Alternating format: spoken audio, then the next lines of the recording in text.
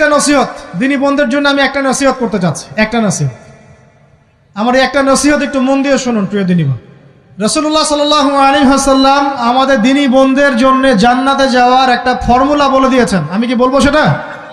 আচ্ছা, রাসূলুল্লাহ সাল্লাল্লাহু আলাইহি ওয়াসাল্লাম বলেছেন আমাদের দিনী বোনেরা, আমাদের মায়েরা, এই নারী জাতি মাত্র 4টা কাজ করলে জান্নাতের যে কোনো দরজা দিয়ে ইচ্ছা প্রবেশ করতে পারবেন।